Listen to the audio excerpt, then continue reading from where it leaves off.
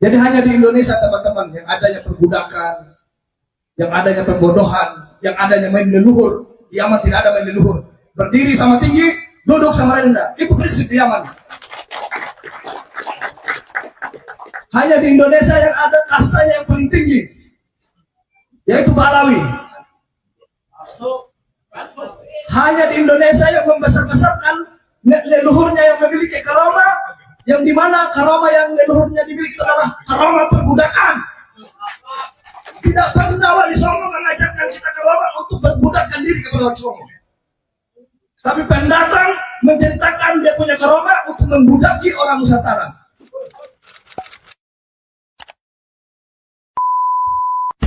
Mencari tahu tentang Ba'alawi di Tarim saya Mondor Mandir itu tidak pernah ada transfer dari Indonesia. Saya pakai uang orang tua saya sendiri.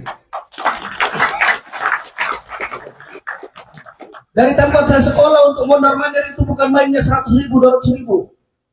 Itu mainnya 500.000 kalau satu kali naik angkot. Karena di sana mainnya rial.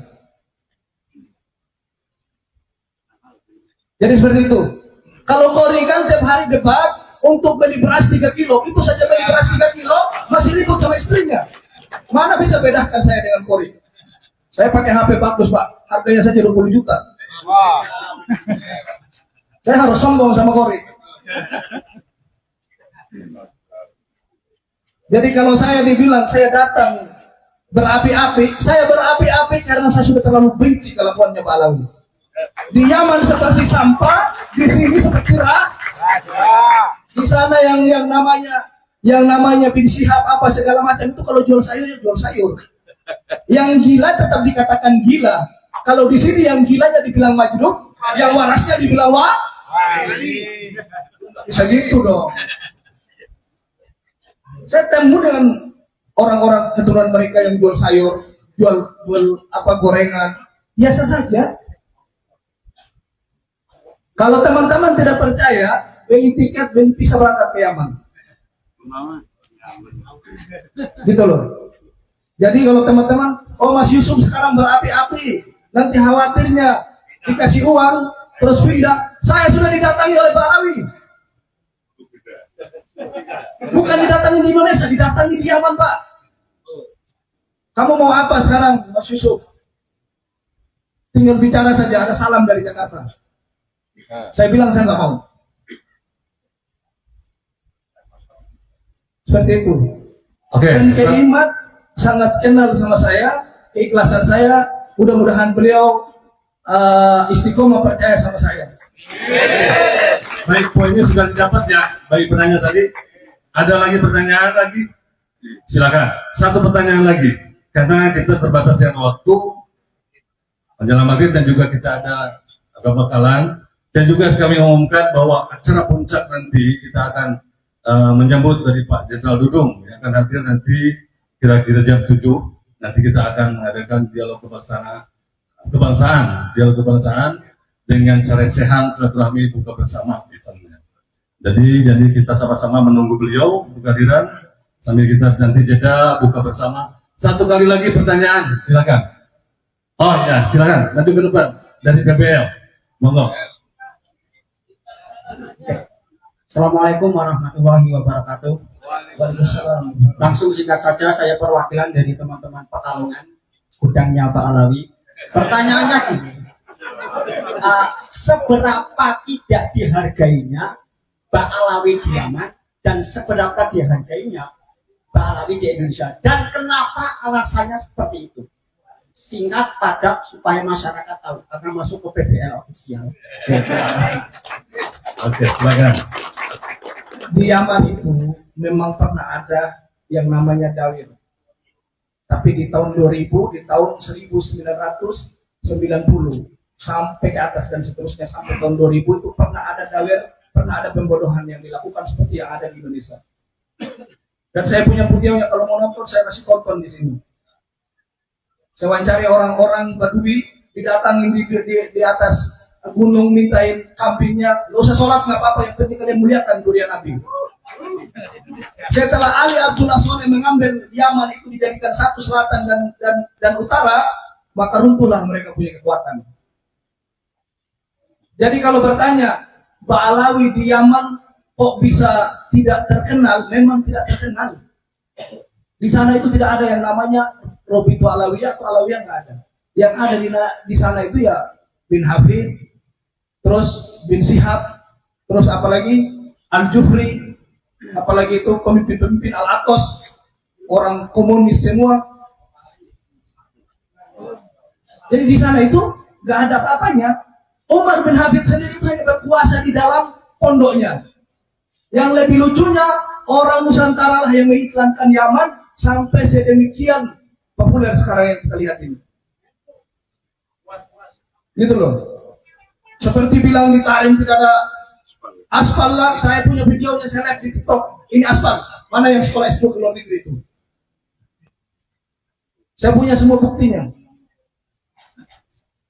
Walaupun nyawa saya terancam di sana. Jadi gitu. Jadi kalau teman-teman melihat di Yaman yang kenyataan yang sebenarnya, mudah-mudahan Allah Subhanahu wa taala memberi hidayah teman-teman kita yang belajar di Yaman agar mereka jujur kepada Allah dan jujur kepada negeri mereka, buka yang sebenarnya yang ada di Yaman. Gak ada main perasaan mentang-mentang guru tutup kedustaan yang ada di Yaman. Itu nggak boleh. Jadi hanya di Indonesia teman-teman yang adanya perbudakan, yang adanya pembodohan, yang adanya main leluhur. Di Yaman tidak ada main leluhur. Berdiri sama tinggi, duduk sama rendah. Itu prinsip di Yaman. Hanya di Indonesia yang ada kastanya yang paling tinggi, yaitu Ba'alawi. Hanya di Indonesia yang membesar-besarkan leluhurnya yang memiliki karamah, yang dimana karamah yang leluhurnya dimiliki adalah karamah perbudakan.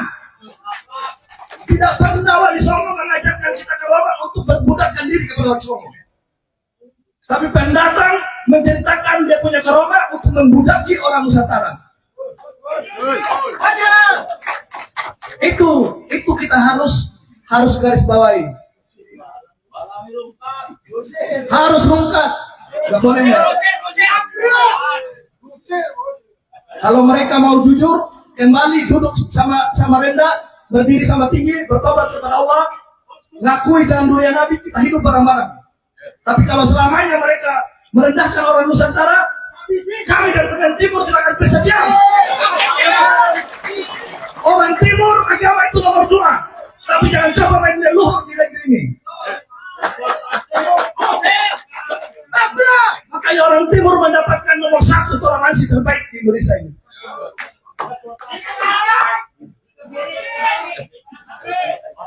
Coba datang ke timur, kamu bawa leluhurmu. Kalau kamu memang tidak punya nyali, datang ke timur. Saya punya leluhur tinggi, sembah leluhur saya. Kalau lehermu tidak hilang kemana-mana.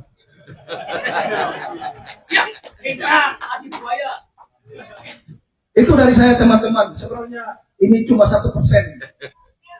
Tapi memang ini karena saking emosinya saya, yang saya alami di Yaman adalah 0, di Indonesia seakan-akan raja. Jadi kebawa emosi. Jadi mohon maaf kepada Pak Kiai, kepada teman-teman semuanya. Sudah nggak tahan. Saya di Yaman sudah begitu tahan. Saya memang harus melekat di Indonesia. Saya sudah berjanji. Saya ini orang Mbak, pengen dibakar saya. Saya ngisi kemarin di Lombok, hampir dibunuh saya. Karena mereka tidak pernah takut sama Allah, tapi mereka takut, mereka punya nasab rungkat. Itu yang ada pada diri mereka. Jadi itu mohon maaf semuanya, saya cukupkan. Mudah-mudahan ini ada sekilas. Satu pertanyaan lagi. Silakan ke depan. Langsung saja ya.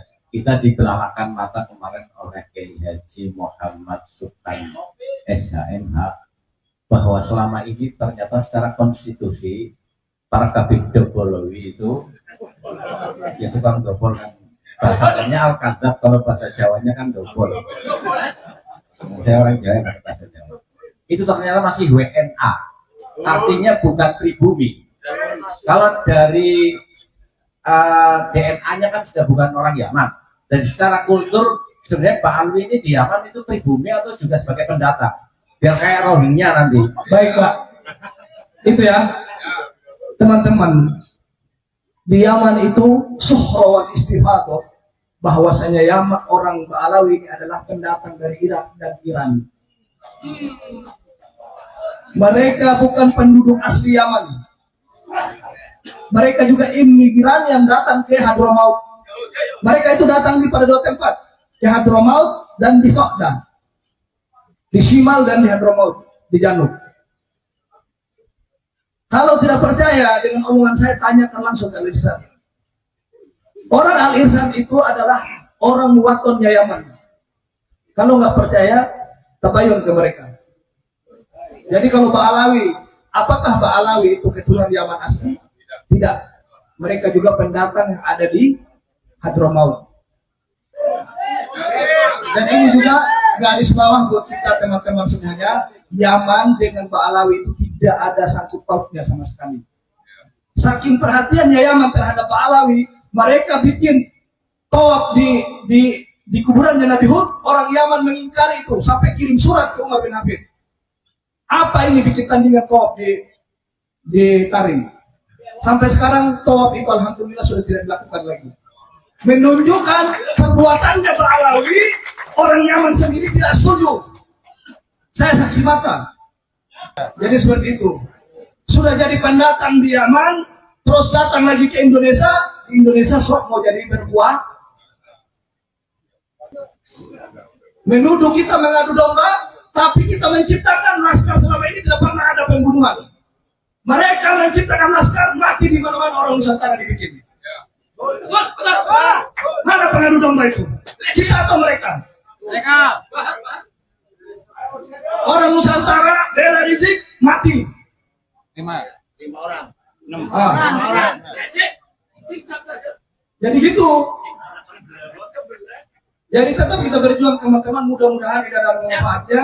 Insya Allah saya masih akan tetap mengatakan ini di depan umat. Mau lewat YouTube, nggak mau lewat pokoknya saya bisa teriak. Saya katakan yang sebenarnya, biar orang Nusantara bisa cerdas. Saya ucapkan dengan menolak air.